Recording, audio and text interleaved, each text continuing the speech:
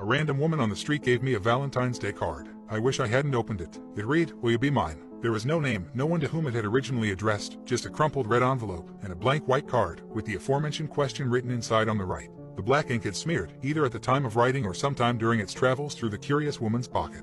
It somehow made the question seem sad, desperate. She gave me one last glance, then stepped away, mingling with the crowd that seemed to appear from out of nowhere at that very moment. I didn't know what to do, and had anyone else given it to me, I probably would have tossed it.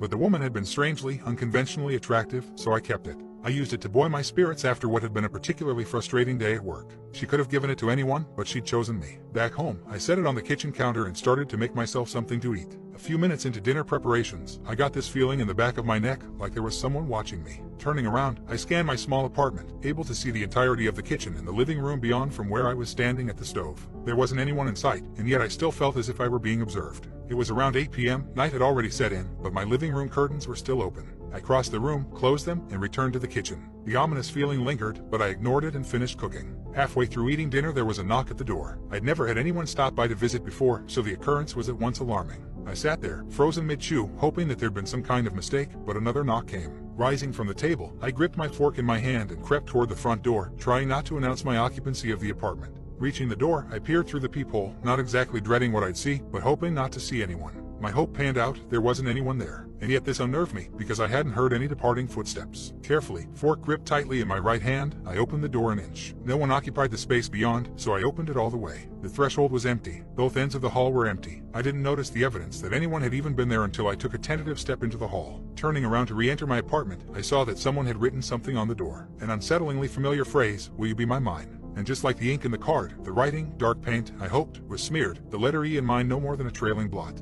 I hurried back inside and slammed the door. My heart was going crazy. I sensed that something was happening, that I was being subjected to some kind of prank or harassment. I had to hold onto the wall as I made my way back to the kitchen, my anxiety making my steps unsteady. As I returned to my seat at the table, my appetite utterly lost, I was suddenly beset with the urge to look at the card again, to read it again, even though I knew what was written inside. I went over, grabbed it from the counter, and sat back down it, shoving my unwanted dinner aside. I withdrew the card from its envelope and set it on the table, a feeling of mounting unrest making my hands tremble. The blank white face of the card seemed to augur some terrible yet unguessable news, an infinite array of cryptic possibilities. Finally, I willed my hands to open the card. Inside, written on every single inch of space, was the phrase, "Will you be mine?" Over and over, in every direction, some instances more erratic than others, there was a terrible and terrifying variety to the scribblings. I'd never felt more disturbed by such a relatively simple thing. "Will you be mine? Will you be mine? Will you be mine?" I threw the card away, but after a few moments spent on the couch trying to calm myself, I got up, fetched my candle lighter, and burned the card in the kitchen sink. As the flames consumed it, crumpling and blackening the material, I felt a new sensation, not exactly nausea, but a bodily lightness. I gripped the counter, attempting to steady myself. It wasn't until I had practically keeled over that I noticed the fumes weren't gray or black or the color of any smoke I'd seen before, but red as the envelope the card had been in.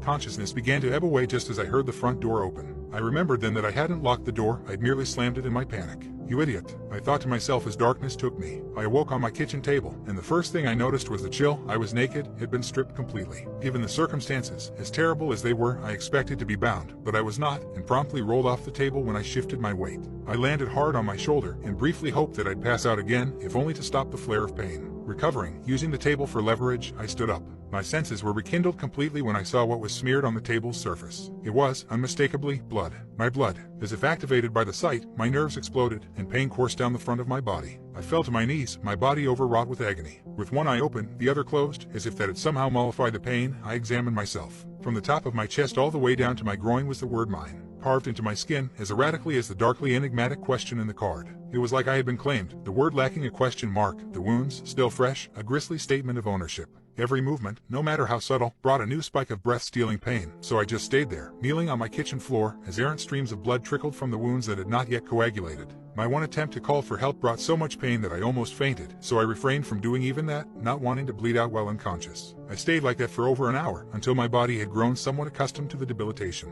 Then I stood, cringing against the only slightly diminished agony, and shedding no small number of tears, and called the police. They came, I was taken to the hospital, and they investigated what they could of my apartment and the evidence therein. I've yet to hear any news of a lead or idea of the perpetrator. They've only informed me that the card, the one I'd burned, had been taken into evidence. I was shocked at this, and it must have shown on my face because the officer asked if something was wrong. I asked him how they had recovered the card, given what I'd done, and he said that there wasn't anything wrong with it, that the alleged fire hadn't damaged it at all. An itch in the back of my mind compelled me to ask him another question, even as I grappled to comprehend what he'd told me. What did the card say inside? The officer met my eyes for a moment, a look of slight bewilderment on his face. It said, "I'm glad you're mine. Once I'm well enough to leave the hospital, I'm finding a new place to live. The landlord can have everything in my apartment, I'm never going back there. For the first time in my life, I'm happy I'll be spending Valentine's Day alone."